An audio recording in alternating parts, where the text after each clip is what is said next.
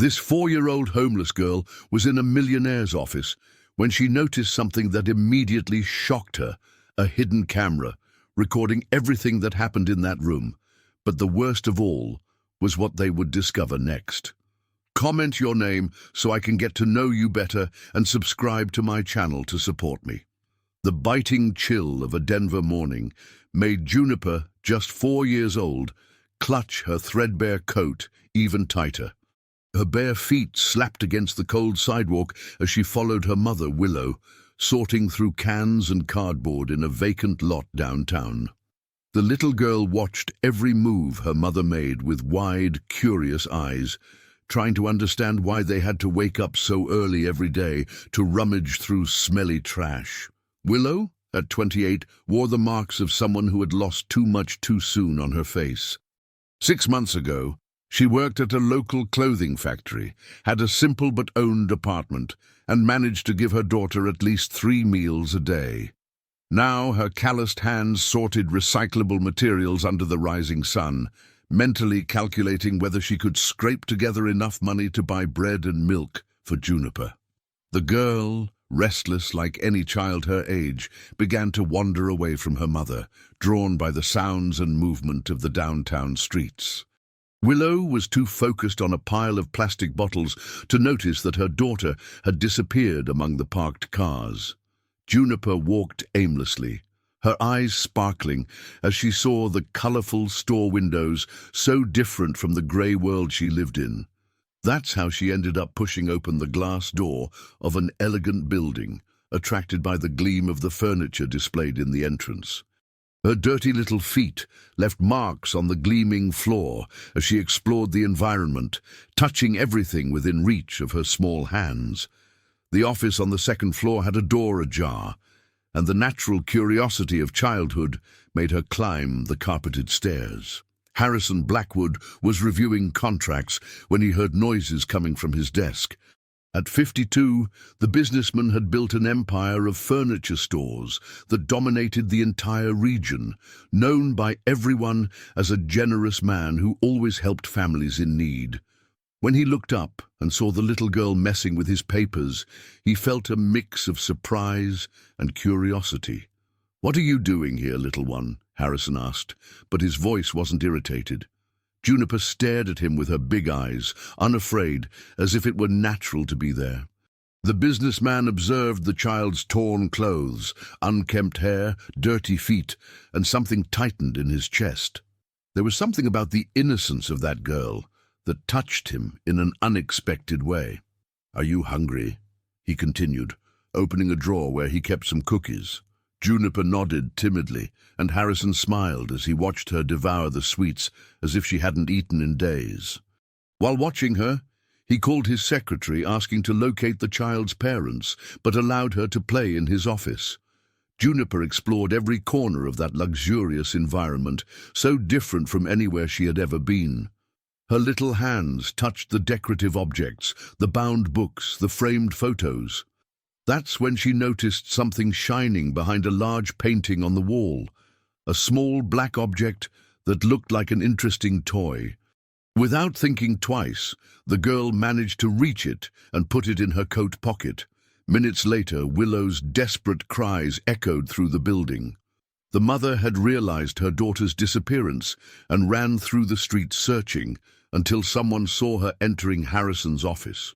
When she reached the second floor, breathless and with tears in her eyes, she found Juniper sitting peacefully in a leather armchair, eating cookies. "I'm sorry, sir, she ran away from me," Willow said, embarrassed, pulling her daughter's hand. Harrison observed the young woman, noticing the simple but clean clothes, the hair simply tied, the tired but dignified look. There was something familiar in that face, as if he had seen her somewhere before. "No need to apologize, she's a polite girl," the businessman replied, but his eyes studied Willow with growing curiosity. "Do you live here in town?" "Yes, sir. I do recycling," Willow replied, lowering her eyes. The humiliation of having to explain her situation to that well-dressed man burned in her throat. Harrison nodded understandingly and even offered some money, which Willow politely refused. Mother and daughter left the building, but something had changed.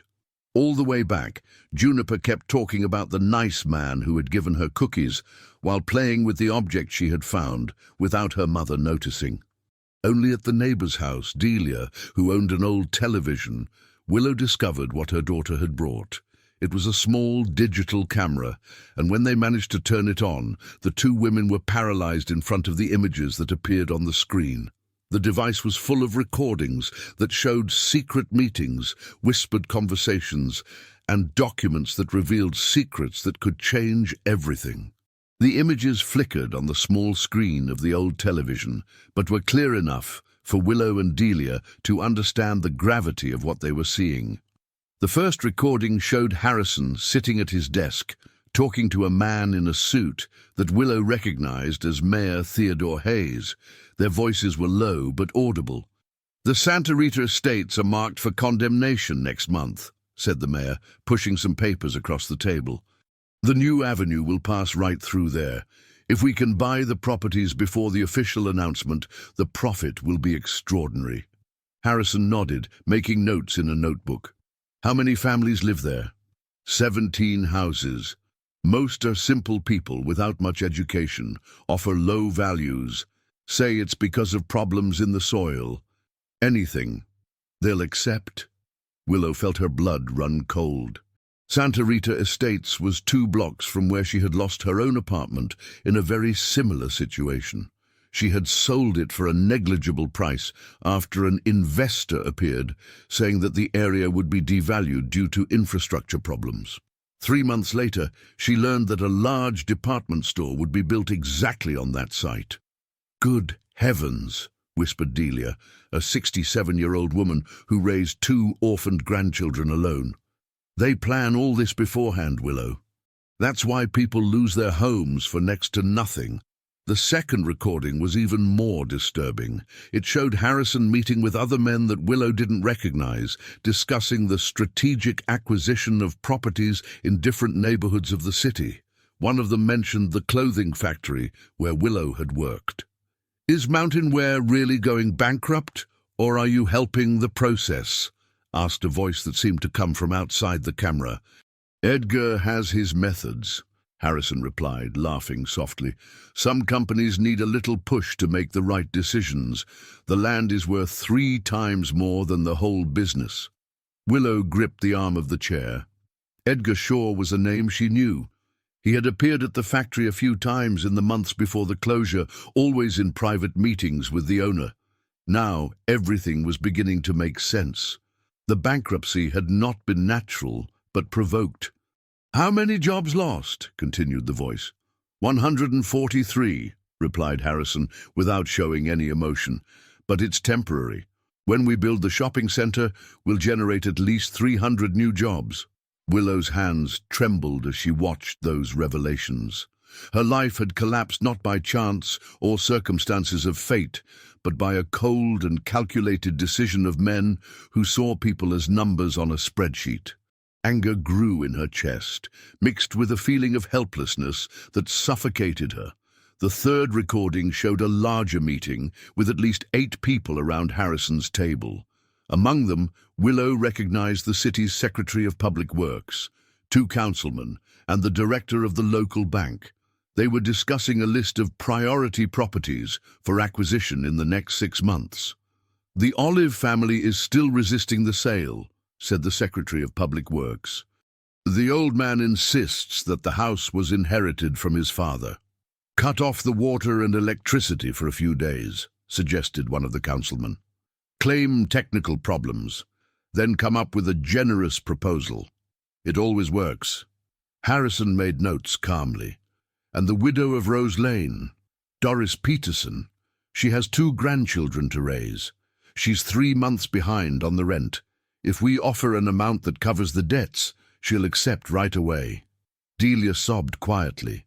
She knew Doris Peterson well, a hard-working woman who had lost her husband the previous year and was now struggling to keep her grandchildren fed and in school. The idea that rich men were plotting to take advantage of her despair made her nauseated. The recordings continued, revealing details of a scheme that had been running for years.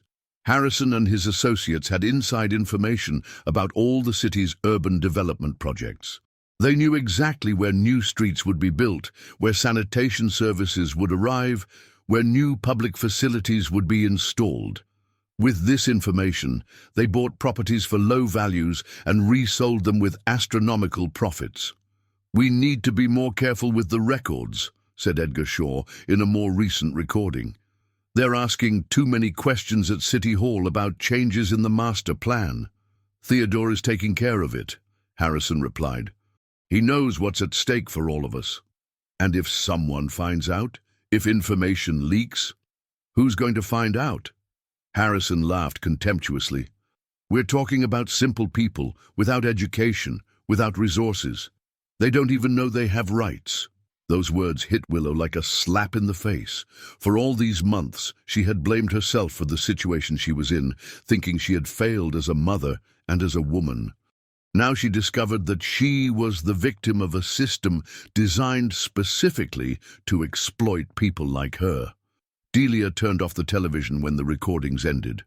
The silence in the small room was heavy, loaded with revelations that changed everything they thought about their city and about the people who governed it. "What do we do now, Willow?" asked the old woman, her voice weak and frightened. Willow looked at Juniper, who was sleeping on the sofa, exhausted after the long day. The girl had accidentally found proof of crimes that affected dozens of families. In her hands was the opportunity to do justice, but also an immense danger. "I don't know," Willow admitted, but something in her eyes had changed. The humiliation and despair of the last few months were giving way to a determination that she hadn't felt in a long time. "But I can't pretend I didn't see this." For 3 days, Willow carried the weight of those revelations like a stone in her chest. She couldn't sleep properly, and when she finally fell asleep, she dreamed of the cold voices of the men planning the misfortune of entire families. Juniper noticed the change in her mother's behavior, who had become more silent and distant, lost in thoughts that a 4-year-old could not understand. "Mommy sad?" asked the girl one morning while they shared stale bread that Delia had given as a gift. "No, sweetie. Mommy is just thinking about some things," Willow replied, pulling her daughter into a tight hug. The smell of Juniper's hair, mixed with the cheap soap they used, aroused a renewed fury in her. That child deserved much more than a life of uncertainties and deprivations caused by the greed of men who had everything. On the 4th morning, Willow made a decision that would change everything. She looked for Doris Peterson in the small rented house where the widow lived with her grandchildren, at the end of Rose Lane. The 58-year-old woman was hanging clothes on the clothesline when Willow appeared at the wooden gate, carrying Juniper by the hand. "Good morning, Doris. May I have a word with you?" The widow wiped her hands on her apron and invited the two to come in. The house was small but organized, with old but well-kept furniture.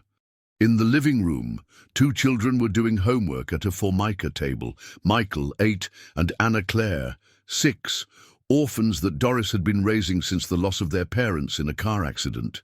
"What can I do for you, dear?" asked Doris, serving a glass of fresh water for Willow. "Do you know Mr. Harrison Blackwood?" Doris's face clouded over immediately. "Yes, I do. Why are you asking?" Willow took a deep breath and decided to tell everything. She spoke about Juniper's encounter with Harrison, about the camera found, about the recordings she had watched. Doris listened in growing silence, her hands trembling slightly when Willow mentioned the conversation about the widow of Rose Lane. "He talked about me," whispered Doris, her face pale. "They know of your financial difficulties. They know that you are behind on the rent, and they are planning to take advantage of it." Doris stood up abruptly, walking to the window. Outside, Michael and Anna Claire were playing in the small yard, their laughter echoing through the house. "I inherited a piece of land from my husband at the entrance to the city. It's all I have of value in the world.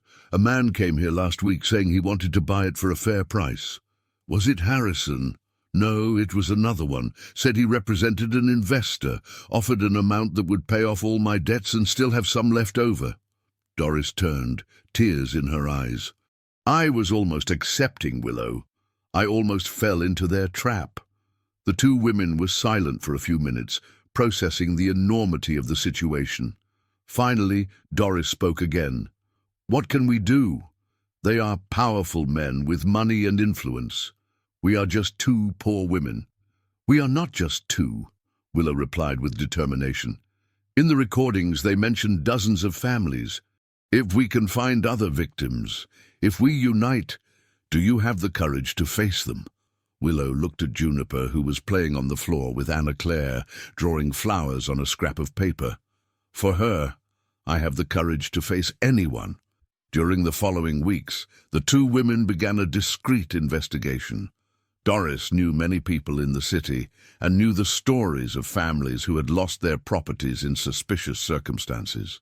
Willow, in turn, had a good memory and could relate the names mentioned in the recordings to real people. They discovered that the Olive family was indeed being pressured to sell their house. The water and electricity cut-off had happened exactly as suggested in the meeting, always with the excuse of technical problems that no one could solve. Mrs. Teresa Olive, 72, was desperate and considering accepting the purchase proposal. They also found Mr. Anthony, who had lost his auto repair shop 6 months before. The 45-year-old man said that city officials appeared claiming irregularities in the documentation and that he would be heavily fined if he didn't close the deal. Without resources to hire a lawyer, he ended up selling the property for a paltry sum to settle the debts. 2 weeks later, Anthony reported bitterly, they built an auto parts store on my land. The owner, a cousin of the Secretary of Public Works. Each story confirmed what Willow had seen in the recordings. It was an organized scheme, which had been running for years, sucking the life out of working people to further enrich those who already had everything. But as they investigated, they began to feel they were being watched. Edgar Shaw showed up at Delia's house one afternoon, asking about a lost camera and offering a generous reward to anyone who found it. The neighbor pretended not to know anything, but was terrified. They know, Willow, Delia said that night. Somehow they found out. Confirmation came a few days later. Harrison himself appeared in the vacant lot where Willow worked, accompanied by a man she didn't recognize. The businessman wore an expensive suit and a smile that didn't reach his eyes. Willow, isn't it? I remember your little girl. An adorable child, he said, approaching as she separated recyclable materials. I would like to talk to you about a matter of mutual interest. Willow's heart raced, but she kept her voice steady. About what, Mr. Blackwood? About opportunities. About a better future for you and your daughter. He paused, observing her dirty hands, her simple clothes, the environment of misery around. I imagine that an intelligent woman like you wouldn't want to spend the rest of her life rummaging through trash. Honest work doesn't shame me, she replied, but she felt her legs shaking. Harrison chuckled softly. Of course not. But what if I offered you something better? A job in my company, a decent salary, maybe even a house for you and Juniper. The silence that followed was fraught with tension. Willow knew that this was not a generous offer, but a disguised bribe. And by the cold glint in Harrison's eyes, she also knew that refusal would have consequences. I need to think about your proposal, Willow replied, trying to keep her voice controlled as her hands continued to separate the recyclable materials with mechanical movements. Harrison tilted his head, his smile becoming more forced. Of course I understand. But don't take too long to decide. Opportunities like this don't come every day for people in your situation. He paused deliberately, especially when certain decisions can affect not only you, but also your daughter. The subtle threat did not go unnoticed. Willow raised her eyes and met Harrison's cold gaze, understanding perfectly what he was implying. The man accompanying him remained silent, but his presence was intimidating. 3 days, Harrison continued, adjusting the cuffs of his expensive shirt. That's enough time for a sensible decision. After they left, Willow stood in the middle of the vacant lot, trembling not from the morning chill, but from the fear that grew in her chest. Juniper was playing nearby, making castles with pebbles, oblivious to the tension that hung in the air. The innocence of the daughter contrasted painfully with the cruel reality that Willow had discovered. That afternoon, she sought out Doris urgently. She found the widow in the yard, helping her grandchildren with their math homework, a scene of domestic tranquility that would soon be interrupted by the disturbing news. "They know we found out," Willow said bluntly, sitting in the plastic chair that Doris offered. "Harrison came to see me today, made a proposal that was more like a threat." Doris sent the children to play in the yard and approached Willow. "What kind of proposal?" "Job, house, money. In exchange for forgetting everything I saw." Willow ran her hands over her face, tired, and made it clear that refusing would be dangerous. "My God," whispered Doris. "What are we going to do?" "I don't know. I'm scared, Doris. Not for me, but for Juniper. If something happens to me—" The two women were silent, watching the children playing carefree. Michael had made a paper airplane and launched it to Anna Claire and Juniper, who ran after him, shouting with joy. It was a moment of purity, in the midst of the chaos that their lives had become. "Maybe we should accept," Doris said finally. "Maybe it's better for all of us." "And let them continue doing this to other families," Willow retorted. "How many more people are going to lose their homes, their jobs, their lives, while these men get richer and richer? But what if they hurt you? What if— Then at least we tried to do the right thing." That night, Willow barely slept. Lying on the thin mattress she shared with Juniper in the small room they rented, she listened to her daughter's peaceful breathing and thought about the impossible choices ahead of her. Accepting Harrison's proposal would mean betraying all the families who had been harmed by the scheme. Refusing could put Juniper in danger. The next morning, a discovery changed everything. Delia appeared at her door even before sunrise, her face pale with terror. "Willow, you need to see this," said the neighbor, handing her an envelope that had been left under her door during the night. Inside the envelope were pictures of Juniper. Photos taken in recent days, showing the girl playing in the vacant lot, walking down the street, sleeping at the window of her house. Along with the photos, a handwritten note: "Children need protection. It would be a shame if something happened to little Juniper." Willow's hands trembled violently. The message was clear. They knew where she lived, knew her daughter's routine, and would not hesitate to use her as a means of pressure. The fear she felt turned into pure panic. "Who did this? How did they get these photos?" she muttered, examining each image with growing horror. "I don't know, but they've been watching you for days," replied Delia. "Willow, you need to get out of town. Take Juniper and leave today." "Where to? With what money?"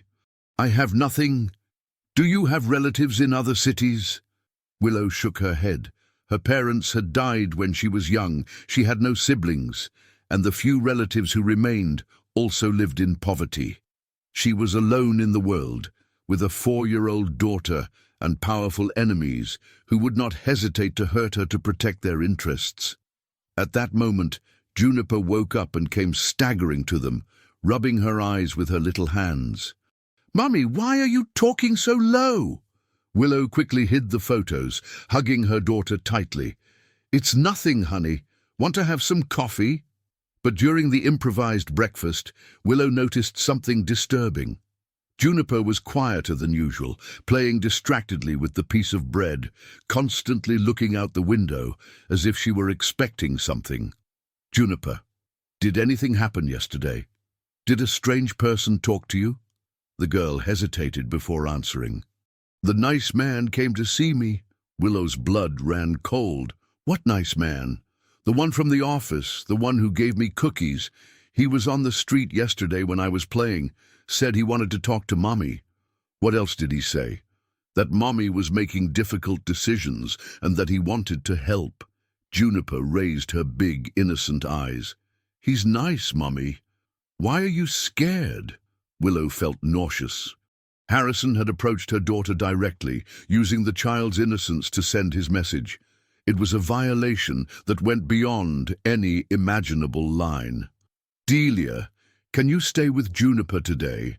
I need to take care of some things." "Sure, dear. But where are you going?" Willow was making a decision that she knew was dangerous, but saw no alternative. "I'm going to confront Harrison. I'm going to his office, and I'm going to say that I accept the proposal." "Willow, don't." "It's the only way to protect my daughter. If he thinks he's won, maybe he'll stop threatening us." But internally, Willow was forming a different plan. She would accept the proposal publicly, gain time and trust, but continue looking for a way to expose the scheme without putting Juniper at risk. It was a dangerous game, but she was a mother first and foremost. 2 hours later, she was again in Harrison's elegant office, but this time as a defeated woman who had come to surrender. The businessman greeted her with a triumphant smile, already knowing what her answer would be even before she opened her mouth. "I knew you would make the right decision," Harrison said, rising from his leather armchair to greet Willow. His handshake was too firm, as if he were marking territory. "An intelligent woman always recognizes a good opportunity." Willow forced a smile, swallowing the bile that rose in her throat. "I need to think about my daughter's future, Mr. Blackwood." "Exactly. And what a bright future she will have." He returned behind the desk, opening a prepared folder. "Here we have your employment contract, sales manager at the Main Street store, a salary of $2,000 a month, meal vouchers, health insurance. And here," he pulled out another folder, "the lease agreement for the house on Jasmine Lane, number 42. 3 bedrooms, yard, garage, symbolic rent of $200. The numbers danced before Willow's eyes. It was more money than she had earned in her entire life, a better house than anything she had ever dreamed of. But the price was her soul, her conscience, and the betrayal of all the families who would continue to suffer. "There is only one small formality," Harrison continued, pushing a third document across the table, "a confidentiality agreement. Standard things in serious companies, you understand." Willow took the paper and pretended to read carefully, although the words blurred in her mind. It was a long document, full of complicated legal terms, but the essence was clear. She undertook never to disclose information about the company or its owners, under penalty of immediate dismissal and a fine equivalent to 10 years' salary. "Can I take it home and read it carefully?" she asked. "Of course, but don't delay. The job is yours, but we have other candidates interested in the position." The threat was implicit in Harrison's gentle voice. Willow left the office with the documents folded in her bag, feeling like a traitor.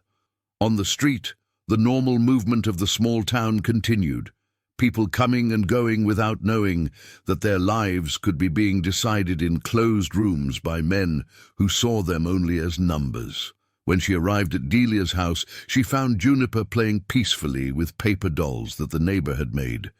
The girl ran to hug her, and Willow felt her heart break at the thought that she was about to accept dirty money to give her daughter a better life. "Mommy, Aunt Delia said we're going to have a new house," exclaimed Juniper, jumping for joy. "Maybe, honey. We're still deciding." That night, after Juniper fell asleep, Willow showed the contracts to Delia and Doris, who had come to visit them. The 2 older women examined the papers with somber expressions. "It's a lot of money," Doris admitted, "more than any of us have ever seen." "But it's dirty money," retorted Delia, "money that comes from the misfortune of other people." "And if I refuse, what happens to Juniper?" Willow asked, her voice choked. "They've already shown they're capable of anything." "Accept," said a voice behind them. It was Michael, Doris's grandson, who had entered the room silently. The 8-year-old boy had a serious expression that was too much for his age. "Accept the job and pretend you agree with them." "Michael, you shouldn't be listening to adult conversations," Doris scolded. "But I heard everything," insisted the boy, "and I know that Aunt Willow doesn't want to accept it for real. She's just scared." Willow looked at the boy, surprised by his perception. "What do you think I should do?" "Accept, work for them, but keep collecting evidence. At school, the teacher taught that sometimes we need to be clever to defeat the strongest." The simplicity of Michael's suggestion brought an unexpected clarity to Willow. She could accept the job, gain Harrison's trust, and at the same time continue collecting evidence from within the organization. It was risky, but it was the only way to protect Juniper and still keep alive the possibility of doing justice.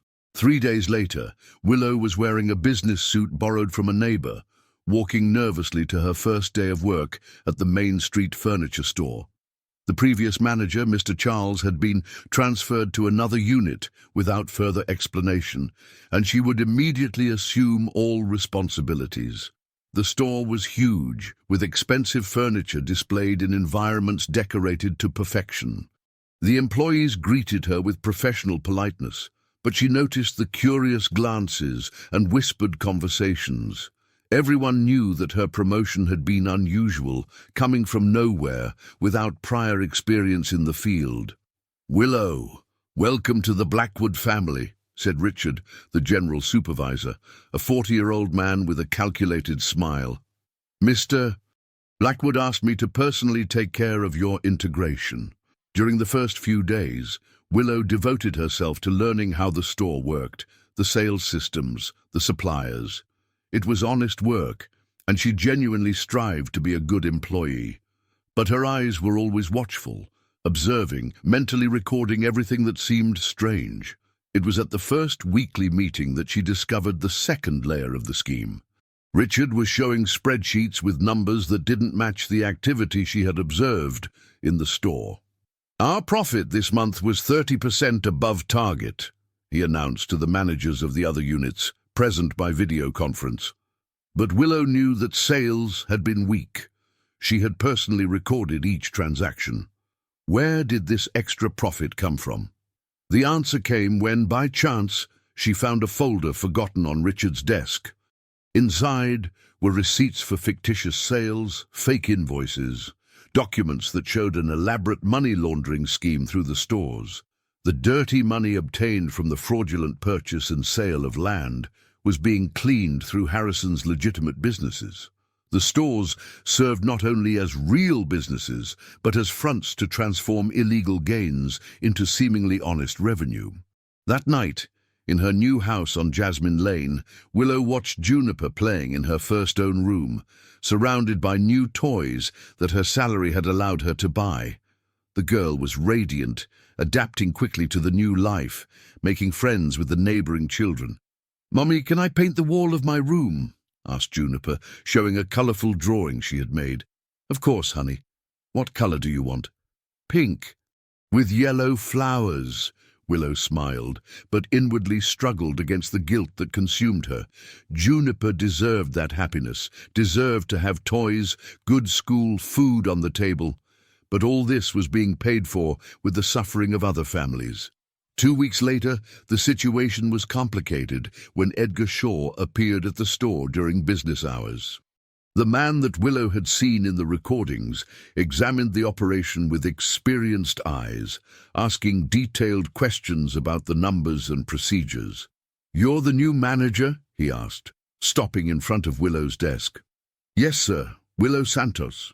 "Ah, yes. Harrison told me about you, the woman with the clever little girl." His eyes were cold, calculating. "I hope you're enjoying the new job." "Very much, sir." "Great, because satisfied employees are loyal employees, and loyalty is fundamental in our business." He leaned slightly, lowering his voice, "especially when the employee has access to sensitive information." After Edgar left, Willow realized she was being tested. They knew exactly who she was, what she had discovered, and were watching her every move. One wrong step and the consequences would be terrible, not only for her, but for Juniper. 3 months had passed since Willow began working at the store, and her life had found a dangerously comfortable routine. Juniper attended a quality private school, had new clothes, toys, and for the first time in her life, slept in a heated room during the cold Denver winter nights. Willow often found herself momentarily forgetting the dark origin of that prosperity, but reality always came back to haunt her. During meetings at the store, she heard Richard and other managers discuss special operations with a naturalness that made her nauseous. They talked about evicted families as if they were stock items, about properties released as if it were legitimate market conquest. "The Santa Rita estates were finalized yesterday," commented Richard during one of these meetings. 17 properties transferred. "The land is clear for the start of construction." Willow remembered the recordings she had seen months ago. 17 families had lost their homes, probably selling for paltry sums without knowing that an avenue would be built on the site. Children, the elderly, honest workers, all evicted to enrich men who already had everything. That afternoon, after work, she decided to pass by the Santa Rita estates. What she found made her cry behind the wheel of the used car she had managed to buy with her new salary. Abandoned houses with broken windows, rubble scattered on the dirt streets, sold signs stuck in empty plots. An entire community had disappeared in a few months. "Mummy, why are you crying?" asked Juniper from the back seat, where she was playing with a new doll.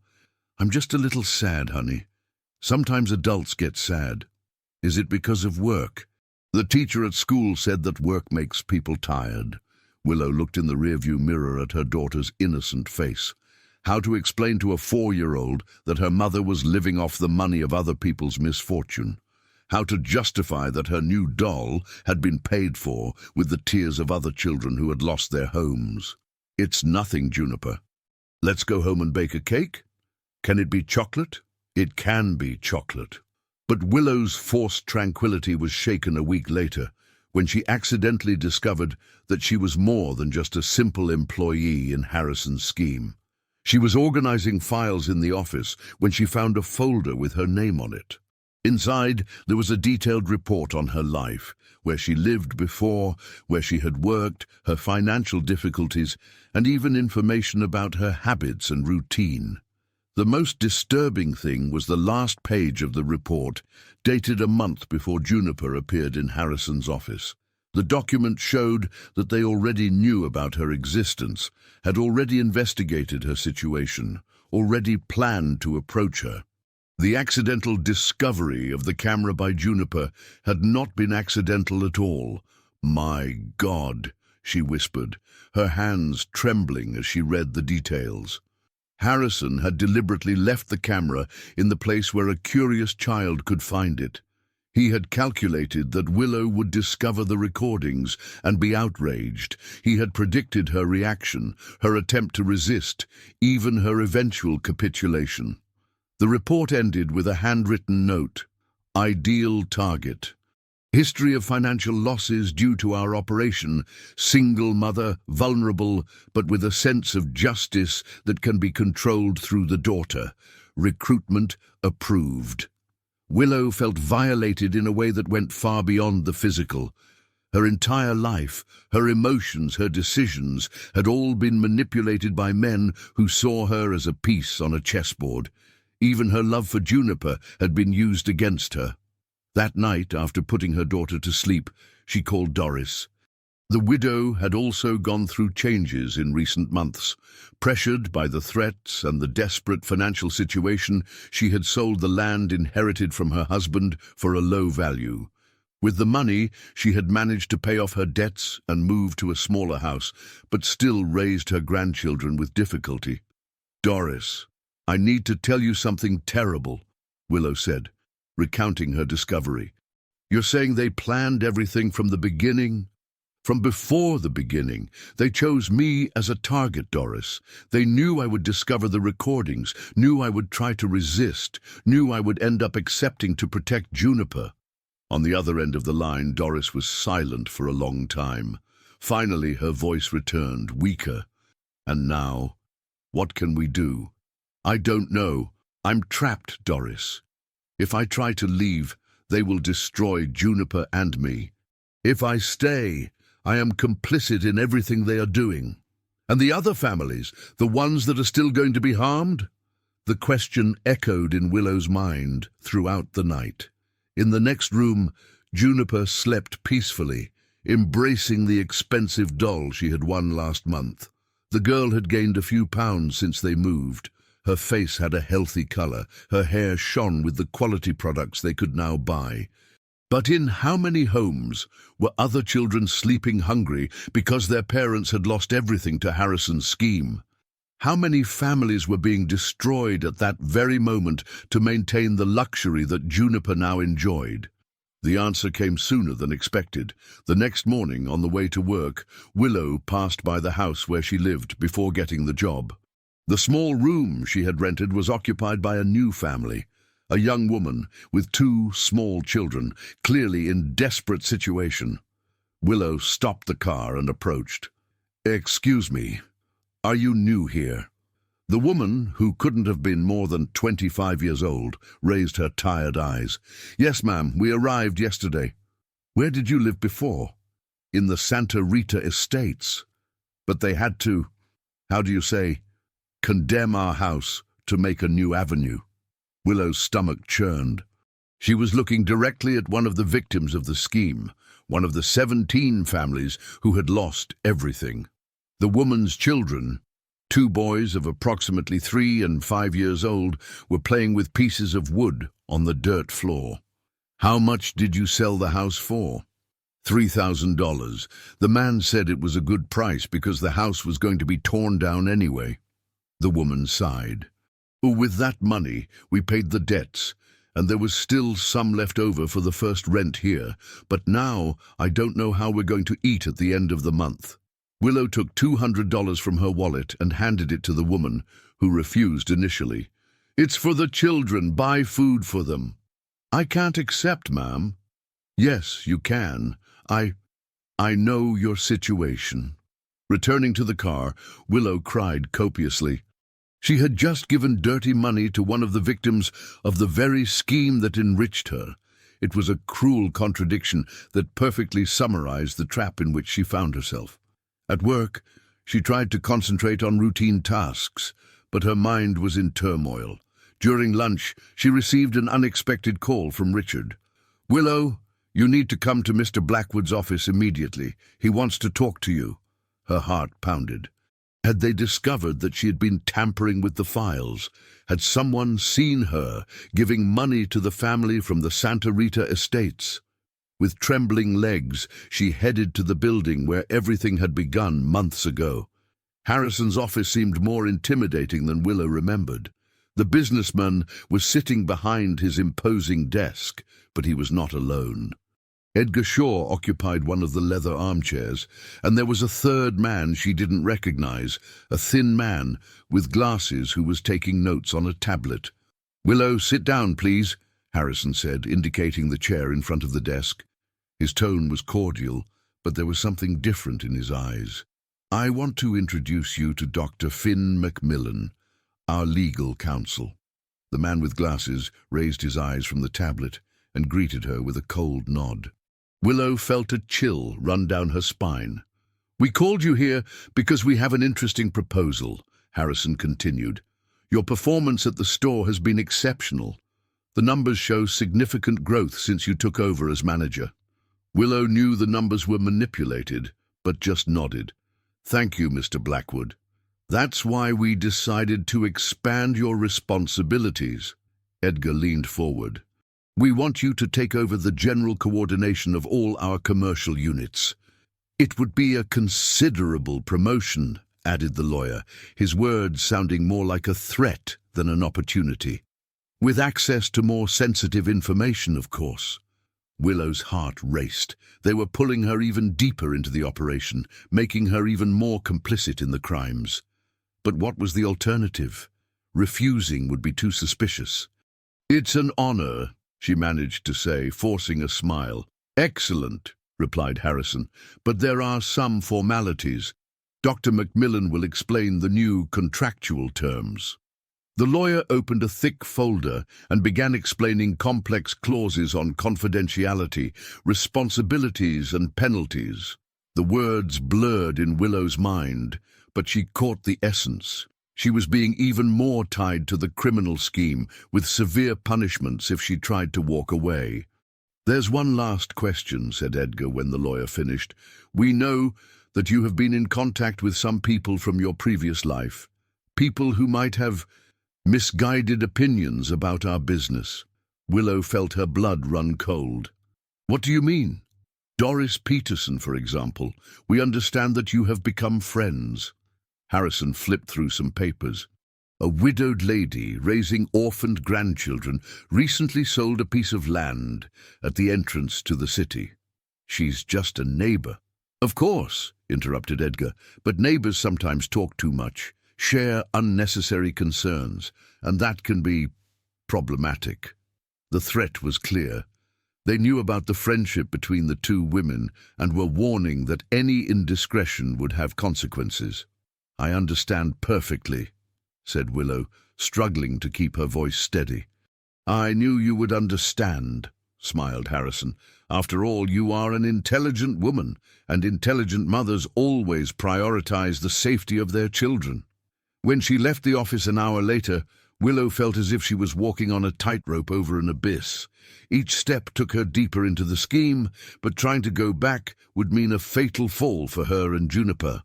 On the way back home, she stopped at the school to pick up her daughter. Juniper ran into her arms, radiant with joy, telling about her drawing class and the new friends she had made. "Mommy, the teacher said I draw very well. Can I have painting lessons?" "Of course, honey. We can look for an art school." "Really? That's great." Juniper jumped on the car seat. "I want to paint colorful little birds like the ones I see in the yard."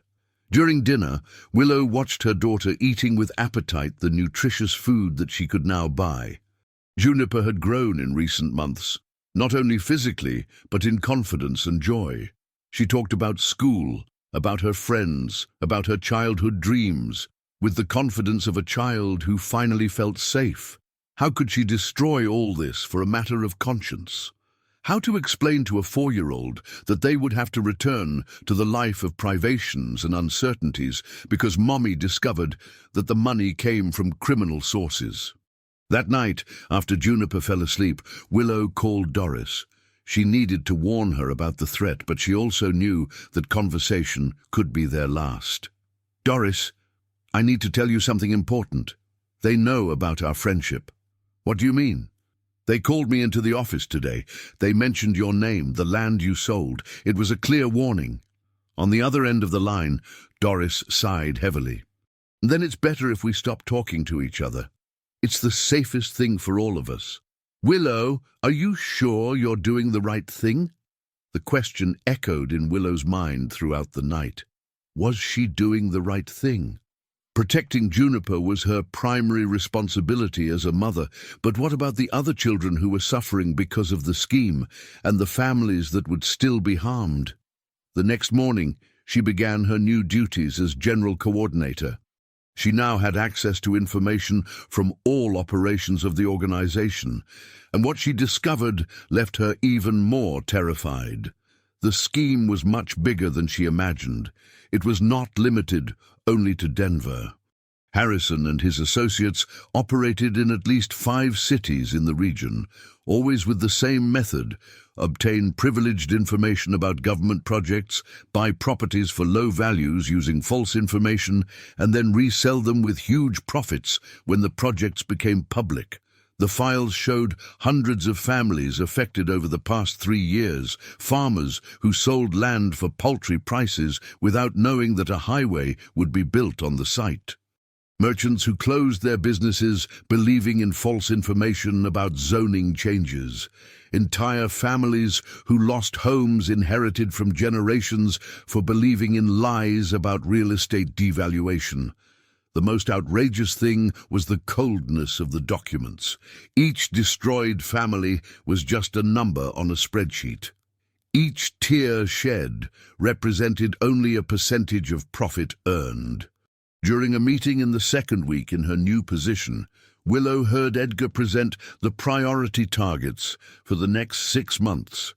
Among them was a small rural school that operated on land donated by a local family 50 years ago. "The school is in financial trouble," Edgar explained. "If we offer a reasonable amount for the property, claiming that we want to turn the place into a social project, they will accept. 6 months later, when the new road project is announced, the land will be worth 10 times more." "And the children?" asked one of the participants. "The city's problem. We are not social assistants." Willow thought of the children who studied at that school, children of poor rural families who depended on education to have some chance of a better future. She thought of Juniper, who now attended an excellent private school, and the cruel injustice of one child having opportunities while others were deliberately deprived of them. That night, she made a decision that she knew was dangerous, but that she could no longer avoid. She would find a way to leak information about the scheme, even if it meant putting her own safety at risk. She could no longer be a silent accomplice to the destruction of innocent families. But when she got home, she found a surprise that changed all her plans. Juniper was in the living room, playing with a man she immediately recognized from the recordings. It was Theodore Hayes, the corrupt mayor, smiling gently as he helped the girl with a puzzle. "Good evening, Willow," he said, standing up with a smile that didn't reach his eyes. "I hope you don't mind my visit. Juniper is an enchanting girl." Willow's blood ran cold as she saw Theodore Hayes in her room, casually playing with Juniper as if he were the most caring uncle in the world. The girl, oblivious to the tension that filled the atmosphere, proudly showed her almost completed puzzle. "Mommy, look! Uncle Theodore helped me build the castle," exclaimed Juniper, pointing to the colorful image that took shape on the coffee table. "That's beautiful, honey," Willow managed to say, struggling to keep her voice normal while her heart raced. "How about going to brush your teeth? It's bedtime." "But I want to finish the puzzle." "You finish it tomorrow. Go, sweetheart." Juniper pouted but obeyed, kissing Theodore on the face before running to the bathroom. The mayor watched the girl leave with a smile that made Willow feel nauseous. "An adorable child," he commented, adjusting his expensive tie. "Intelligent, polite, you must be very proud." "What are you doing in my house?" Willow asked directly, unable to hide the hostility in her voice. "Visiting an exemplary citizen," Theodore replied, sitting back on the sofa as if he owned the place. "I heard about your promotion at Harrison's company. Congratulations. It's always good to see hard-working people prospering in our city." "Thank you," she said, remaining standing, arms crossed. "You know, Willow, I really admire your trajectory, from recycling picker to general coordinator in a few months. It's an inspiring story." He paused, observing her reaction. The kind of story that should be known by everyone. The threat was implicit in the gentle words. Theodore was making it clear that he knew every detail of her past and present life. "By the way," he continued, "I have observed how well Juniper has adapted to the new school.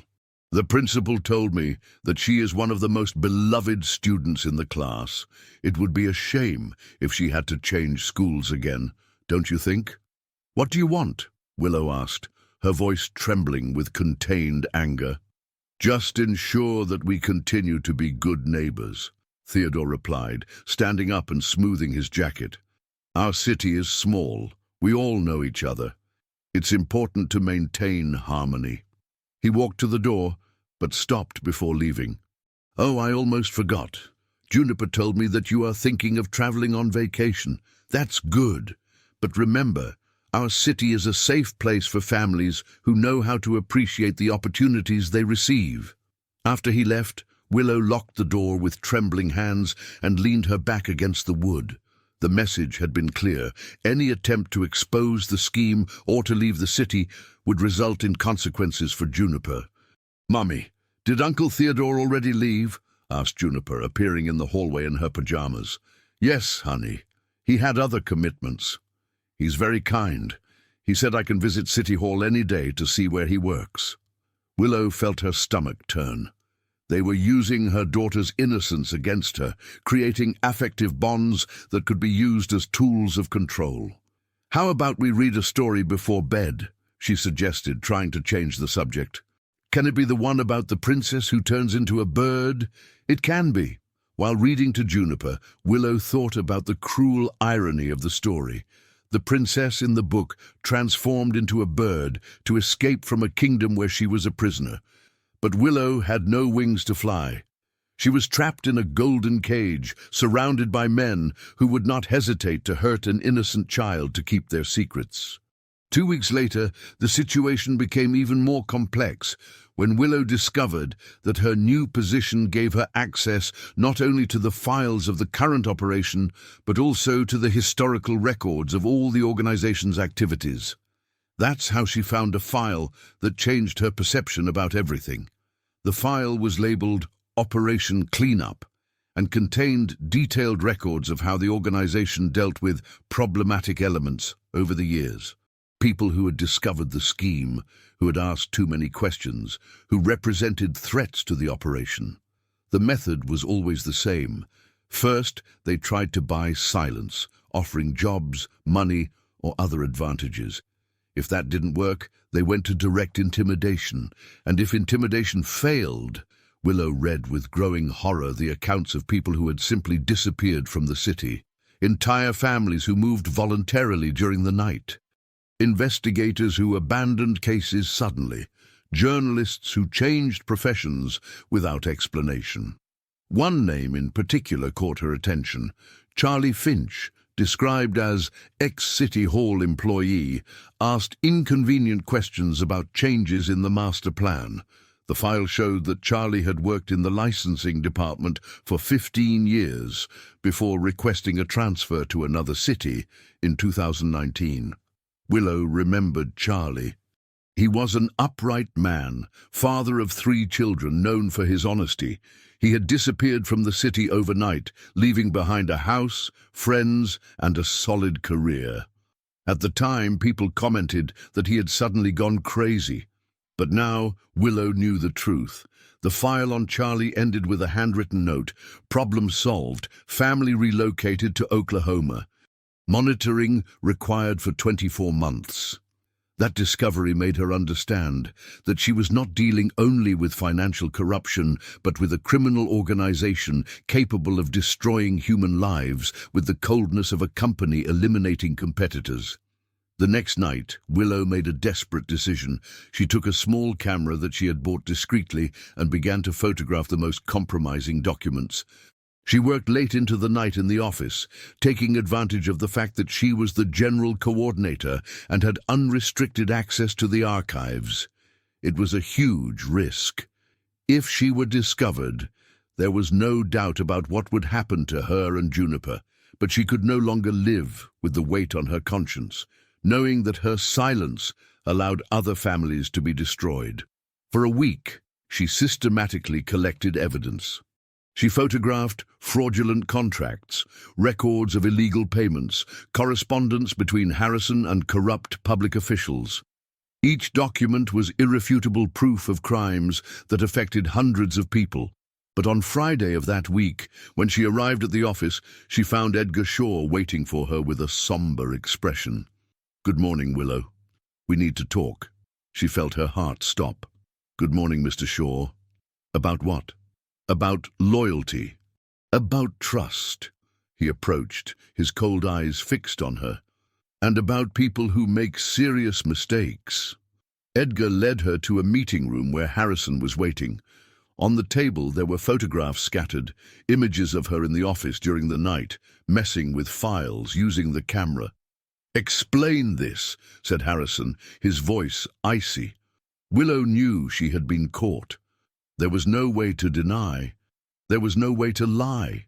The evidence was there, clear as day. I was just betraying our trust," Edgar completed. "After everything we've done for you, job, house, future for your daughter, and this is your way of thanking." "You destroy innocent families," exploded Willow, anger finally overcoming fear. Children are left without home, without school, without a future, so you can get richer.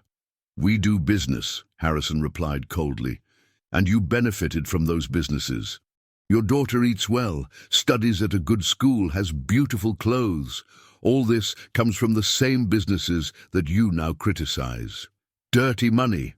Money is money, said Edgar. And now you need to make a very important decision. You can continue being part of our family, forgetting this nonsense of social conscience, or... He didn't need to finish the sentence. The implications were clear in the heavy air of the meeting room. Or what? Asked Willow, although she knew she didn't want to hear the answer. Harrison leaned back in his chair, his fingers laced over the table. Or your life will become significantly complicated. And I'm not just talking about your life, Willow. You wouldn't dare touch my daughter, she said, but her voice trembled as she spoke the words. We wouldn't need to. Edgar replied with a cruel smile. There are much more effective ways to destroy a person. Imagine Juniper discovering that Mommy is a criminal, accomplice to theft and fraud. Imagine her growing up with that stain on her reputation. Or imagine, Harrison continued, Juniper growing up without her mother, being raised by strangers, while you serve prison for crimes that you really committed. Willow felt the world spin around her. They were right. She had signed contracts, participated in meetings, managed fraudulent operations. In the hands of competent lawyers, her position as a coerced victim could be easily transformed into criminal culpability. The photographs you took, said Edgar, placing the camera on the table, were a serious mistake. But mistakes can be forgiven as long as they are not repeated. What do you want? Your total loyalty, Harrison replied. No more questions, no more crises of conscience. You work for us, you earn well, you take care of your daughter, and you forget any fantasy about social justice. And if I refuse... You won't refuse, said Edgar with absolute certainty, because you are an intelligent mother who prioritizes the well-being of her daughter above her moral scruples. Willow looked at the camera on the table, knowing that there was the evidence that could destroy that criminal organization. But she also knew that using that evidence would mean destroying her own life and, worse, the life of Juniper. I need time to think, she said finally. You have until Monday, Harrison replied. 3 days to make the most important decision of your life. When she left that meeting, Willow felt like a death row inmate who had gained a few days of freedom before execution. She spent the weekend trying to act normally in front of Juniper, taking her to the park, watching cartoons, playing dolls. But inside, her mind worked frantically, looking for an exit that didn't exist. On Sunday night, after Juniper fell asleep, she locked herself in the bathroom and cried until she had no more tears. She had reached the limit of her resistance. The choice was simple and terrible: save her conscience and destroy her daughter, or save her daughter and destroy her soul. On Monday morning, she arrived at the office with her decision made. She found Harrison and Edgar waiting for her, both with expectant expressions. I accept, she said, the words coming out like ground glass from her throat. Excellent, smiled Harrison. I knew you would make the right decision. But there are conditions, continued Willow, surprising the two men.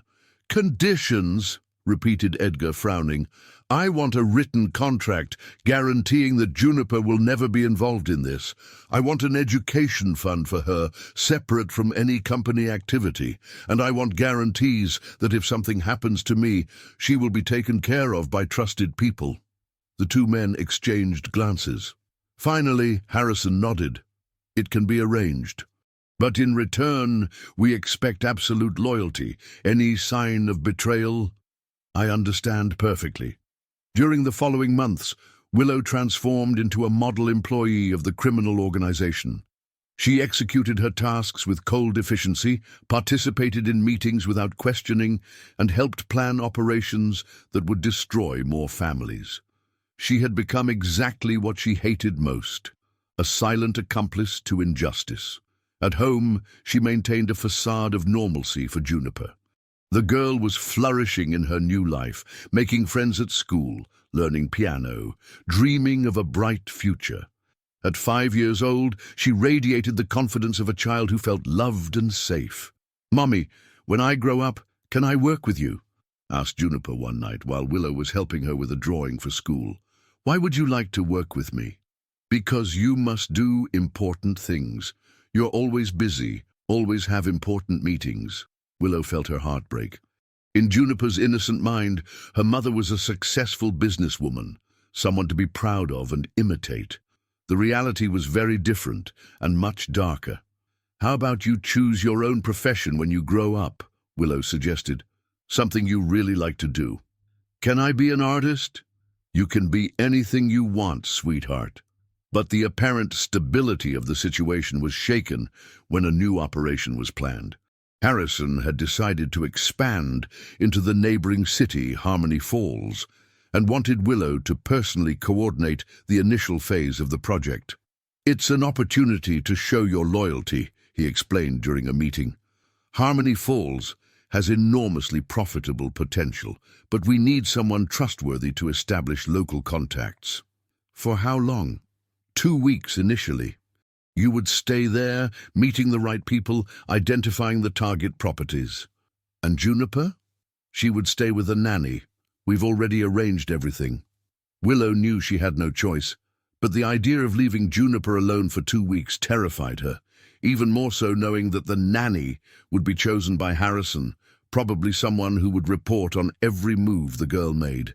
The night before the trip, Willow lay down next to Juniper and watched her sleep.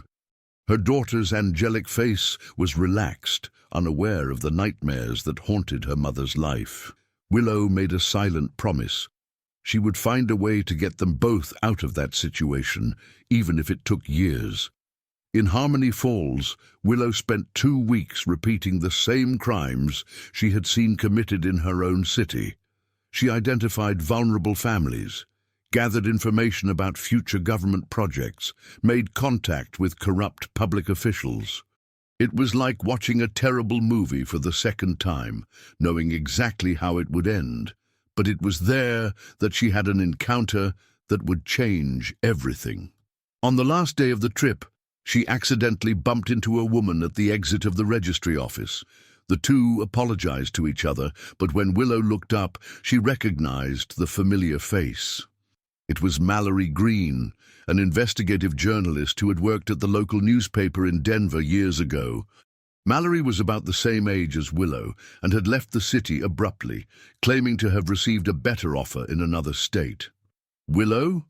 Willow Santos?" said Mallory, visibly surprised. "What are you doing here?" "Work. And you?" "I work too. I'm a freelance correspondent now."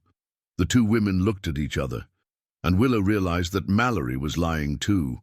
There was something in the journalist's gaze that suggested knowledge, suspicion, maybe even fear. "How about we have coffee?" suggested Mallory. "We can talk about the old times."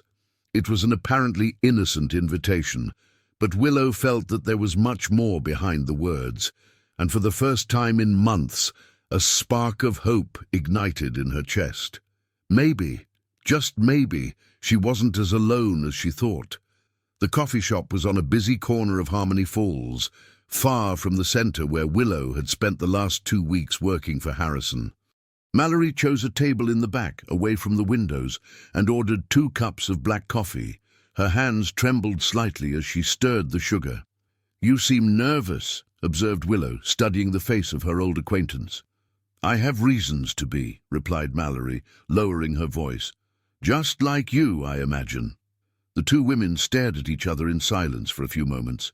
Finally, Mallory leaned forward and whispered, "I know why you're here, Willow. And I know who you work for." Willow's heart raced. "What are you talking about?" "Harrison Blackwood, Edgar Shaw, the fraudulent property purchase scheme." Mallory paused, observing the reaction of shock on Willow's face. "I was investigating them when I needed to leave Denver." "You were threatened?" "Worse than that. They destroyed my career, my reputation. They spread lies about me, made me lose all the jobs in the region. I had to start life from scratch. Willow felt a mixture of relief and terror. Relief at discovering that she was not alone, that there was someone who knew the truth about the criminal organization. Terror because Mallory was living proof of what happened to those who tried to face Harrison. "How did you find out about me?" asked Willow. "I have a contact inside Denver City Hall. He warned me that a new coordinator had been hired to expand operations to other cities. When I heard your name," Mallory shook her head, "I remember you. You were an honest, hard-working woman. I never imagined you would get involved with them voluntarily." "I didn't get involved voluntarily," said Willow, her voice full of bitterness. "They forced me. They used my daughter against me." Mallory nodded understandingly. "That's how they work. They identify vulnerable people, offer help, and then use that dependence as a form of control. Are you still investigating them?" "I never stopped, but now I work much more discreetly." Mallory looked around, making sure no one was listening. "I've been collecting evidence for 2 years, documents, recordings, testimonies from victims. I'm building a solid case against the entire organization.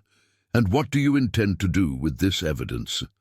"Deliver it to the federal authorities. The corruption in Denver is so entrenched that I can't trust the local justice system.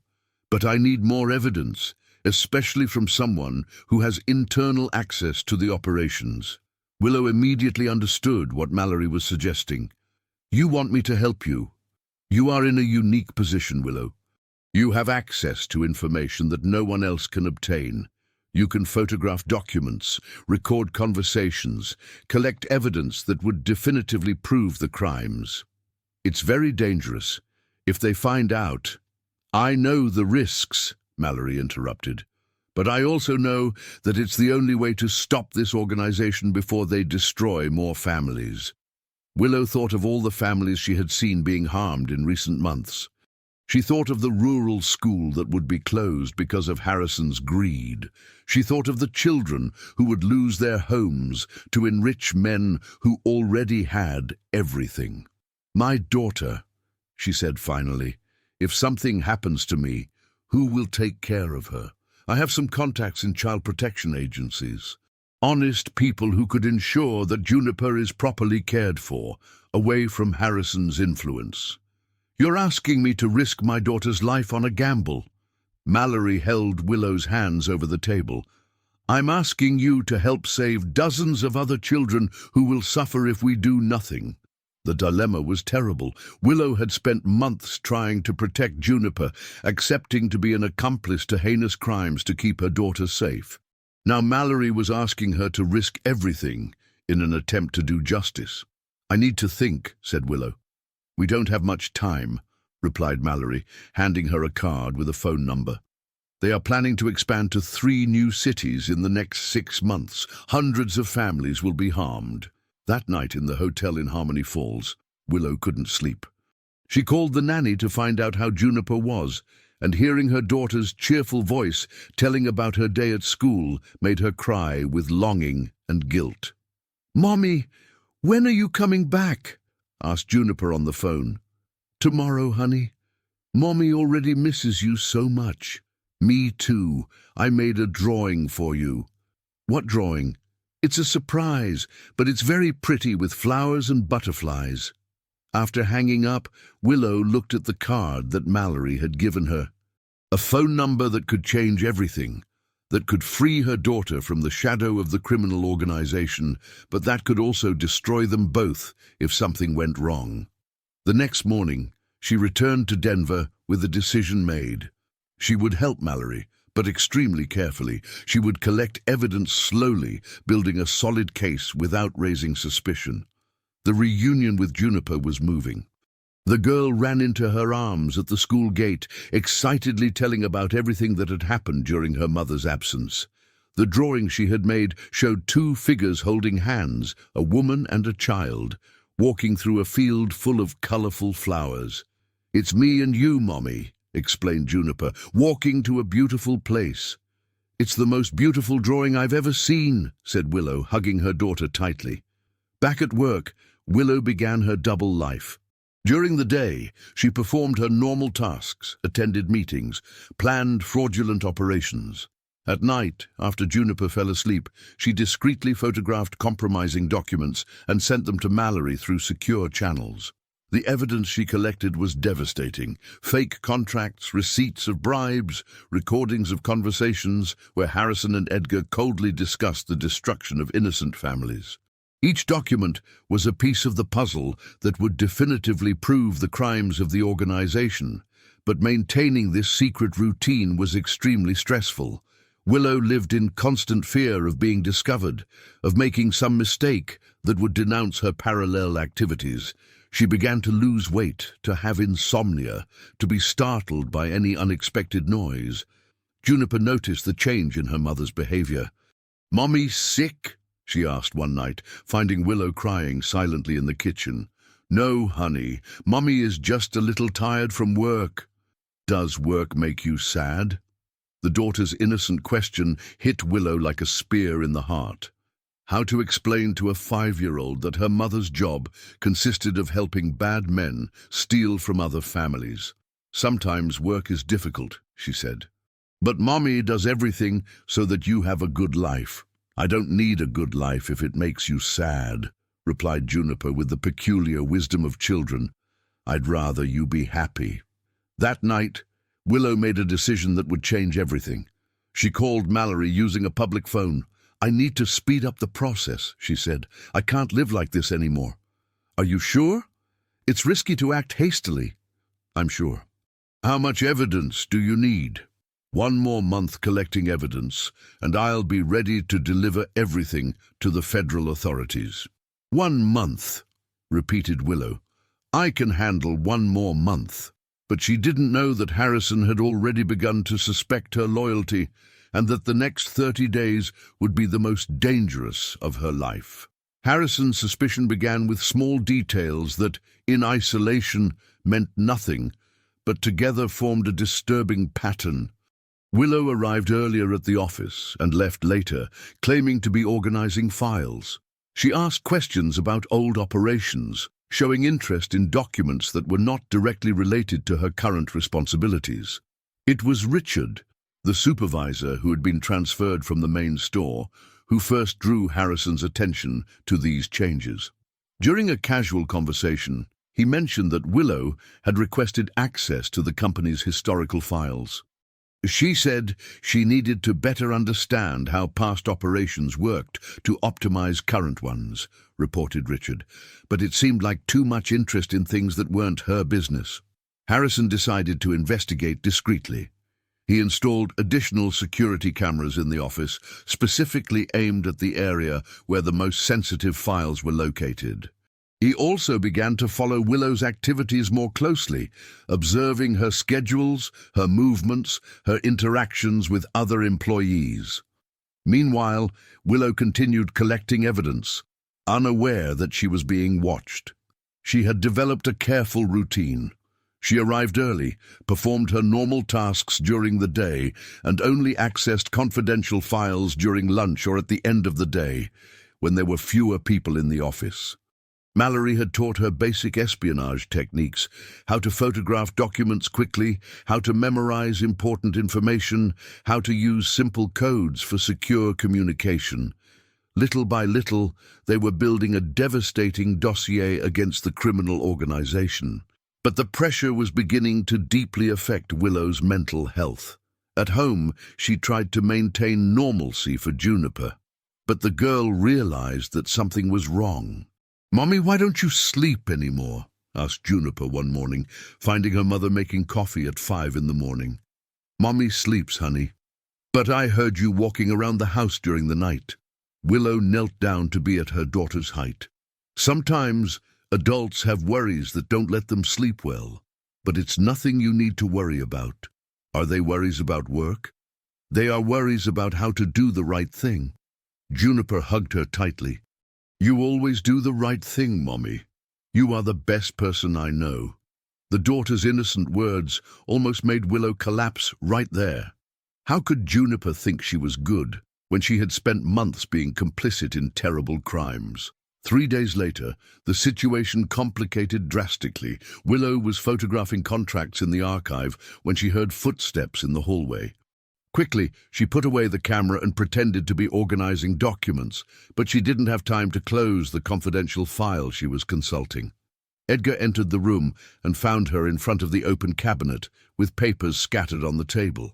"Working late again?" he asked, but his eyes were watchful, observing every detail of the scene. "I'm reorganizing the files by date. It was very disorganized," Willow replied, trying to keep her voice calm. "What admirable dedication!" Edgar approached the table and examined the scattered papers.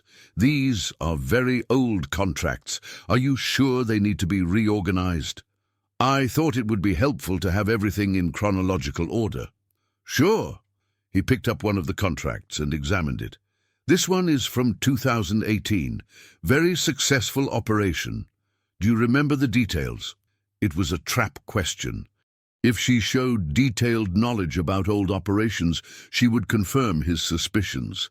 If she feigned ignorance, she would seem like a liar. "I remember vaguely. It was before I started working here." "Exactly. So why are you so interested in studying it?" Willow felt sweat run down her back. "I thought that understanding past operations would help me be more efficient in the current ones." Edgar stared at her for a long moment, then smiled coldly. "Understandable. But maybe it's better to focus on the present, don't you think? The past sometimes brings unnecessary complications." After he left, Willow stood still for several minutes, trembling. She knew she had made a mistake, that her activities had aroused suspicion. She needed to warn Mallory and speed up the process even further. That night, using a public phone in another city, she made an urgent call. "They're suspicious," she said bluntly. "Are you sure? Edgar questioned me about my interest in the old files. It wasn't casual." Mallory was silent for a few moments. "How much evidence have you collected so far?" "Enough to incriminate at least 10 people, including Harrison, Edgar, and the mayor. I have fraudulent contracts, records of illegal payments, recordings of meetings. It may be enough. I'm going to speed up contact with the federal authorities." "How long?" "A week at most. I don't know if I can handle a week without raising more suspicion." "You can do it? It's almost over, Willow. A few more days and your daughter will be free from this life." But the next day, the situation deteriorated even further. Harrison summoned her to an urgent meeting in his office. When she arrived there, she found not only the businessman, but also Edgar, the lawyer Finn Macmillan, and 2 men she didn't know, big guys with an intimidating appearance. "Sit down, Willow," said Harrison, but his usual hospitality had disappeared. "We need to clarify some issues." "What issues?" "Loyalty, trust, the value of the given word." Harrison turned on a laptop on the table. "I would like you to watch some interesting recordings."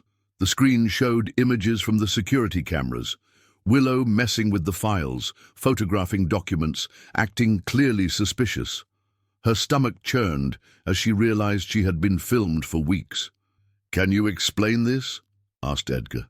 Willow knew there was no way to deny what was clear in the recordings. "I was just betraying our trust," completed Harrison. "Stealing confidential information from the company." "Who are you passing this information to?" asked the lawyer. "To no one.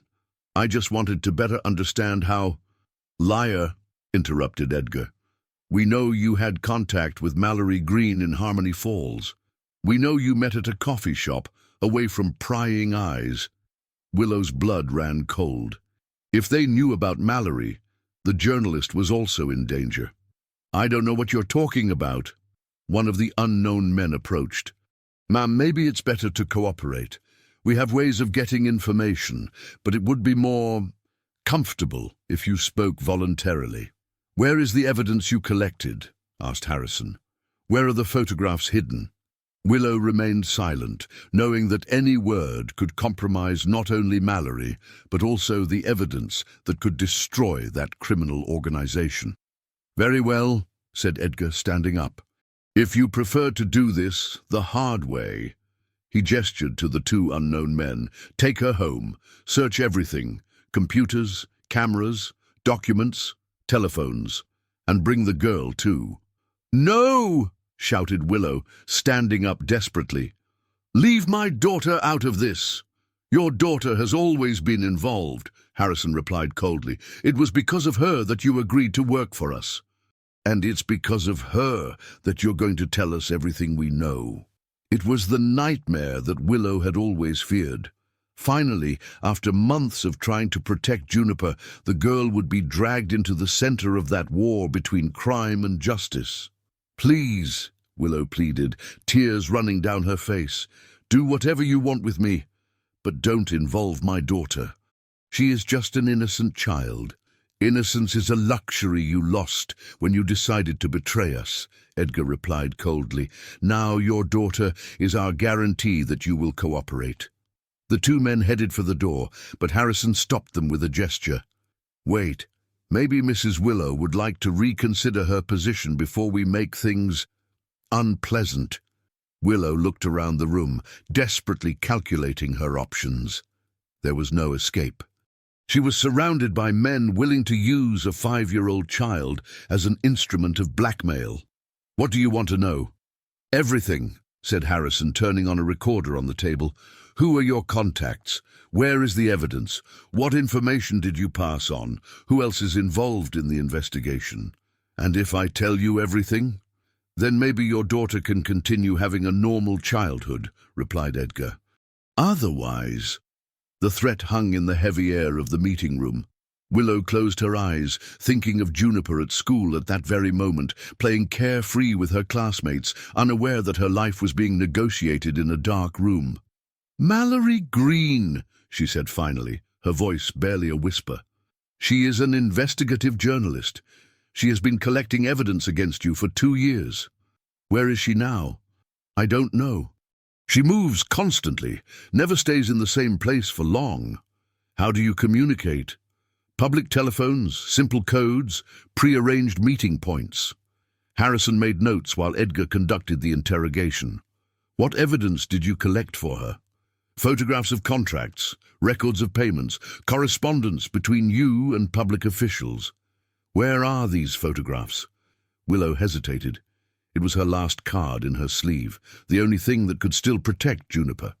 Hidden in a safe place. Where? Insisted Edgar. First, I want guarantees about my daughter. One of the unknown men approached again. Ma'am, you are not in a position to make demands. I am, replied Willow, finding a courage she didn't know she possessed. Because without this evidence, you will never know exactly what Mallory has against you. You can spend years living in fear of a complaint that can arrive at any moment. Harrison exchanged glances with Edgar. She was right. They needed to know exactly what evidence existed against them to be able to protect themselves adequately. What guarantees do you want? Asked the businessman. Juniper leaves the city today. She goes to a safe place, away from your influence. When she is protected, I deliver the evidence. Impossible. The girl is our only way to guarantee your cooperation. Then there is no deal, said Willow, crossing her arms. At that moment, Edgar's cell phone rang. He answered, spoke in a low voice for a few minutes, and his face turned pale. We have a problem, he announced to Harrison. Mallory Green is no longer investigating alone. She has contacted the federal police. The silence that followed was deafening. Everyone in the room immediately understood the implications. The investigation had grown beyond what they could control locally. How do we know this? Asked Harrison. Our contact at the local police station intercepted a communication. There are federal agents arriving in the region later today. Willow felt a mixture of hope and terror. Mallory had managed to reach the federal authorities, which meant that the criminal scheme would finally be exposed, but it also meant that she and Juniper were in immediate danger. This changes everything, said the lawyer, standing up nervously. We need to accelerate our strategic exit. What strategic exit? Asked Willow. Contingency plans, Harrison replied. Bank accounts abroad, false documents, escape routes. We always knew that one day this could happen. What about the families you harmed? The lives you destroyed? That is now irrelevant, Edgar said coldly. Our priority is self-preservation. It was then that Willow understood something terrible. If Harrison and his associates fled, they would take with them all the financial resources obtained illegally. The harmed families would never receive compensation. There would never be real justice for the victims of the scheme. You can't just run away, she said. We can and will, Harrison replied. The question is whether you and your daughter come with us voluntarily, or if we need to use more persuasive methods. Go with you where? Far away, to a place where federal agents can't bother us. Willow realized that she was being invited to become an international fugitive. She and Juniper would live the rest of their lives hidden, always looking over their shoulders, always fearing being discovered. And if I refuse, then you will become a very dangerous witness, said the lawyer, and dangerous witnesses sometimes suffer accidents. At that moment, Harrison's cell phone rang. He answered, listened for a few seconds, and his face turned livid. They're here, he announced. Federal agents have just arrived at City Hall. Theodore was arrested 10 minutes ago. Panic seized the room. The two unknown men headed for the windows, checking possible escape routes. Edgar destroyed documents in a paper shredder. The lawyer quickly packed important files in a suitcase. We need to go now, said Harrison, grabbing Willow's arm. You're coming with us. I'm not going anywhere without my daughter. Then we're going to get your daughter, but she's coming with us too. Willow knew she had no choice. If she resisted, they would kill her right there and seek Juniper anyway. If she cooperated, perhaps she could find an opportunity to protect her daughter during the escape.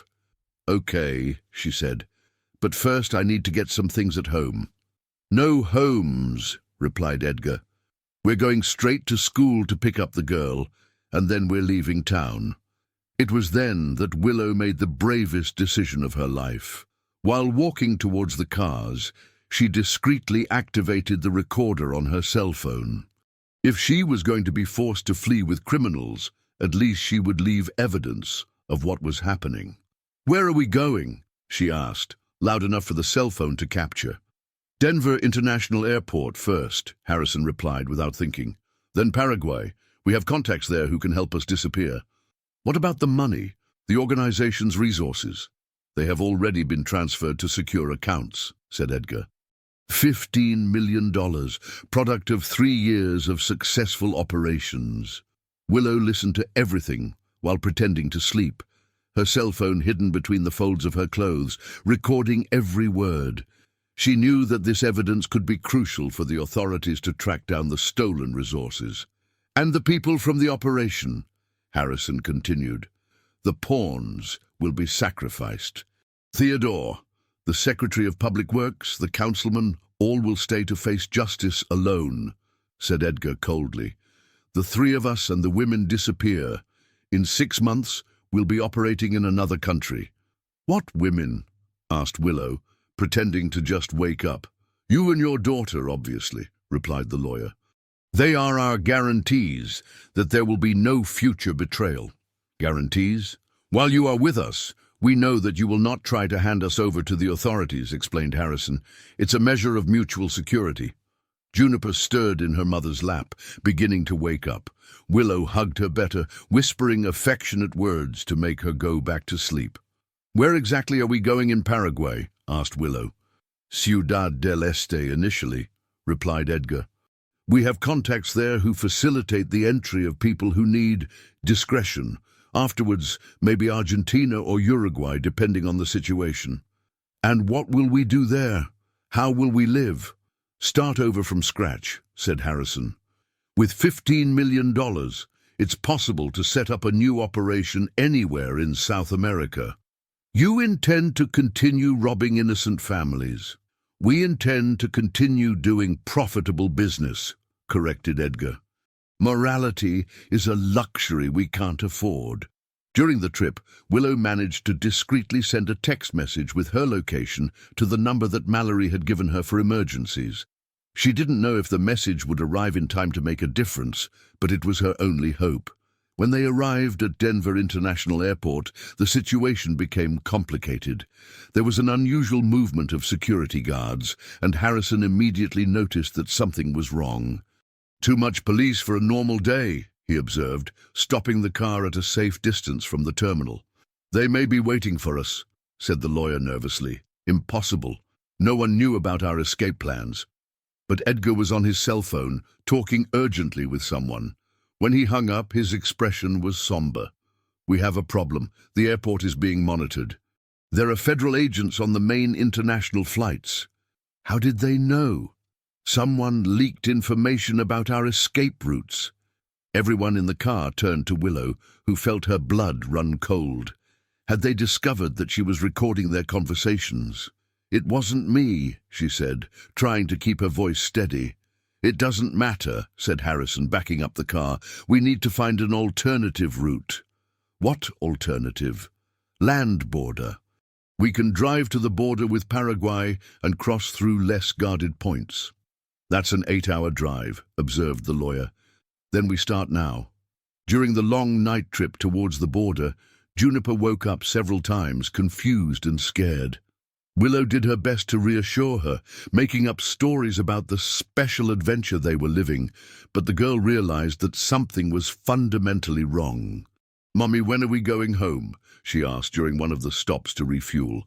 "Maybe it will take a little while, honey. But I want to sleep in my bed. And tomorrow there's a drawing class at school."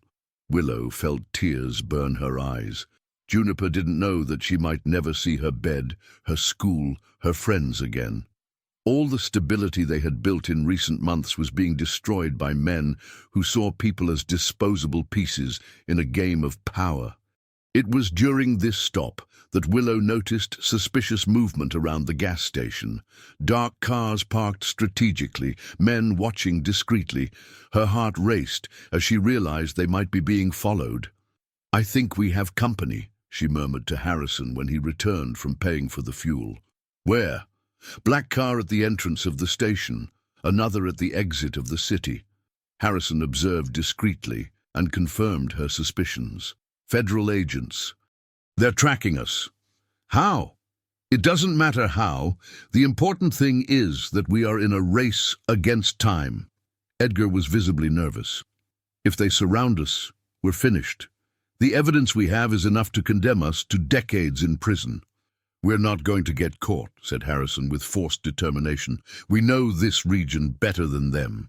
We can use secondary roads, avoid the main highways." But when they returned to the car, they found a surprise that changed everything. On the windshield there was a simple note: "We know where you are. Surrender peacefully. Think of the children." Juniper read the note with difficulty, her literacy still in development. "Mommy, what is surrender?" Willow didn't know how to answer. How to explain to a 5-year-old that she was being used as a human shield by fleeing criminals? "They're just words, honey, don't worry." But Harrison was panicking. "They know exactly where we are. We have a leak of information in real time." "What leak?" "Someone is passing our location to the authorities." Again, everyone looked at Willow. This time, Edgar rummaged through her bag and found the cell phone with the recorder still active. "You traitorous bitch!" he shouted, grabbing the device. "You were recording our conversations and passing our location to the police," added the lawyer, examining the message history. Harrison stopped the car abruptly on the shoulder. His face was contorted with anger. "You betrayed us from the beginning." "I protected my daughter," replied Willow with more courage than she felt, "and I tried to do justice for the families you destroyed." "Justice?" laughed Edgar bitterly. "Your justice will cost your daughter's freedom too. When we are arrested, she will be orphaned. At least she will be free from the influence of criminals." It was then that flashing lights appeared on the horizon. Several cars were approaching quickly, surrounding them from all directions. The chase had come to an end. Juniper began to cry, frightened by the sirens and lights. Mommy, what's happening? Willow hugged her tightly, knowing that the next few minutes would define both their futures. Everything will be okay, honey. Mommy is here with you. But she herself didn't know if that was true. She was about to discover if her decision to cooperate with justice would result in freedom or in a conviction that would forever separate mother and daughter. The sirens echoed through the night as a dozen federal police cars surrounded the vehicle parked on the shoulder of the highway. Armed agents positioned themselves strategically, their flashlights illuminating the interior of the car where Willow hugged Juniper, who cried, frightened by the noise and the flashing lights. "Get out of the vehicle with your hands up," ordered a voice amplified by megaphone.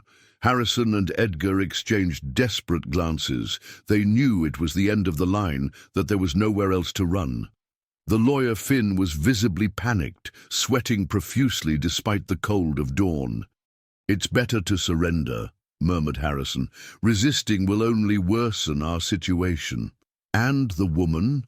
asked Edgar, looking angrily at Willow. "She handed us over. Why should she receive special treatment?"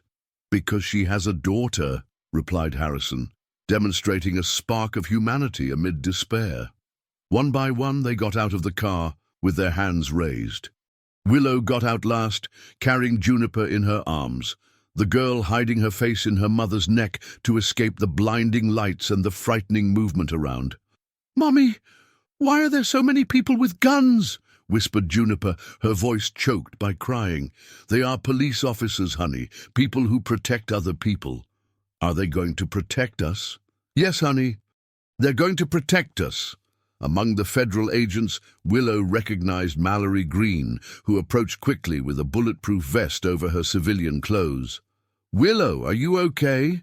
asked the journalist, examining mother and daughter for injuries. "We're fine, scared, but fine." "And the recordings? Were you able to record the information we needed?" Willow indicated her cell phone, which had been confiscated by Edgar, but was now in the hands of the agents. "Everything is recorded. Confessions about the crimes, details about bank accounts abroad, names of accomplices." The agent responsible for the operation, Federal Agent Russell Hayes, approached the group. He was a man of 50 years, with a serious but not hostile expression.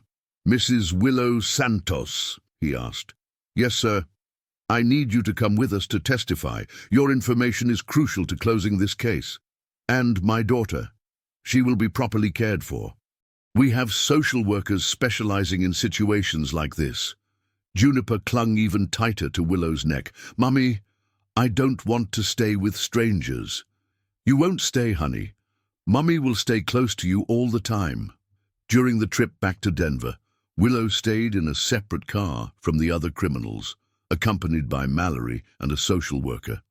Juniper had finally fallen asleep in her mother's lap, exhausted by the stress of the night. "What's going to happen now?" asked Willow in a low voice. "First, you will give detailed testimony about everything you witnessed," explained Mallory. "Then, the authorities will analyze your legal situation." "Legal situation. You were coerced into participating in the criminal scheme, but technically you still participated in illegal activities. There are legal issues to be resolved." Willow's heart raced. "Do you think I'm going to be arrested?" "I don't know," replied Mallory honestly. "But your cooperation with the investigation, the evidence you collected, and the fact that you were a victim of coercion should weigh in your favor." "And Juniper? If I am convicted, what happens to her?" "We will fight to prevent that from happening," said the social worker, a gentle middle-aged woman. "There are legal precedents for cases like yours." In the weeks that followed, Denver transformed into an anthill of police and journalistic activity. The discovery of the criminal scheme that had been operating for years in the region generated national repercussions. Journalists from all over the country came to cover the story of how a 4-year-old girl had accidentally exposed a network of corruption that harmed hundreds of families. Willow spent days giving detailed testimony, reconstructing chronologically all the criminal activities in which she had participated involuntarily. The recordings from her cell phone proved to be a goldmine of evidence, containing explicit confessions about money laundering, real estate fraud, and corruption of public officials. During this period, Juniper was under the temporary care of Doris Peterson, who volunteered to take care of the girl.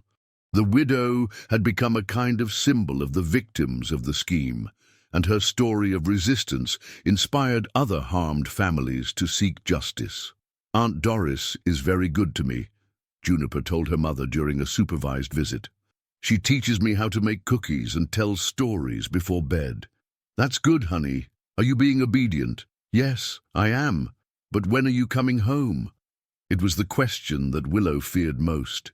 She didn't know when, or if, she would come home. Her legal situation was still uncertain, despite the efforts of Mallory and the lawyers who had offered to defend her free of charge. The trial of the other members of the criminal organization was quick and conclusive. Harrison was sentenced to 15 years in prison for racketeering, money laundering, and fraud. Edgar received 12 years. Mayor Theodore and other corrupt public officials were also sentenced to severe penalties. But Willow's case was treated separately, recognizing her status as a coerced victim who had collaborated decisively with justice. 3 months after the arrest, she received a visit from Agent Russell Hayes in her temporary cell. "I have news for you," he said, sitting in the simple metal chair. "The district attorney has decided not to file criminal charges against you." Willow felt her legs weaken. "What does that mean?" "It means you are free. They recognize that you were coerced into participating in the crimes and that your collaboration was fundamental to dismantling the organization." "Can I see my daughter?" "You can. And more than that, the families harmed by the scheme will receive compensation from the assets confiscated from the criminals, including you." "Compensation?" "Your house, which was lost fraudulently 2 years ago, will be returned. In addition, you will receive compensation for the moral damages suffered." 2 weeks later, on a sunny spring morning, Willow walked the streets of Denver as a free woman. Juniper ran to meet her at the gate of Doris's house, jumping into her arms with a joy that made everyone present emotional. "Mommy, you really came back." "Yes, honey, and this time it's for good. Are we going to live in the new house you promised me?" "We're going to live in an even better house. Our old house, which I thought we had lost forever." In the months that followed, mother and daughter rebuilt their lives on solid foundations. Willow opened a small business with the money from the compensation, employing other women who had been victims of the criminal scheme. Juniper went back to studying, but now at a public school that had been renovated with resources recovered from the criminals. The girl adapted quickly to the new routine, but sometimes asked questions that showed how the traumatic events had marked her childhood mind. "Mommy, was Uncle Harrison a bad person?" "He did bad things, honey, but sometimes people who do bad things can change if they really want to." "And why did he do bad things?" "Because he wanted to have more money than he needed, even if it hurt other people." "Aren't we going to be rich?" "We're already rich, Juniper. We're rich in love, in friendship, in honesty. These are the most important riches." A year after the events that changed their lives, Willow and Juniper participated in a special ceremony at City Hall. The new mayor, elected in a clean election after Theodore's arrest, inaugurated a program of assistance to families who were victims of real estate fraud. "This city has learned an important lesson," he said during his speech. "It has learned that the courage of a mother and the innocence of a child can be more powerful than all the greed and corruption in the world." Juniper, now 6 years old, held her mother's hand firmly during the ceremony. Her face radiated the serene confidence of a child who knew she was protected and loved. "Mommy," she whispered during the speeches, "I'm proud of you." "Why, honey?" "Because you were brave, because you protected me, and because you helped other people. That night, while putting Juniper to sleep in her own room, in her own house, Willow reflected on the extraordinary journey they had lived. From recycling picker to symbol of resistance against corruption, from desperate victim to free and dignified woman. "Mommy," said Juniper before falling asleep, "I'm going to tell my children about our adventure when I grow up." "What are you going to tell them?" "That even when things get really hard, there's always a way to do the right thing. And that the love between mother and daughter is stronger than anything bad in the world." Willow kissed her daughter's forehead, knowing that the girl had understood, with the peculiar wisdom of children, the true essence of everything they had gone through. It had not only been a fight against criminals, but a journey of discovery about courage, dignity, and the transformative power of maternal love. Outside, the small city of Denver slept peacefully, protected now by fair laws and honest rulers. And in a simple but welcoming house, a mother and her daughter could finally sleep in peace, knowing that they had contributed to a world a little more just and a little better. If you enjoyed this wonderful story, please comment. Your opinion is very important, and if you love beautiful stories, subscribe to my channel. I promise to make your day better with my videos.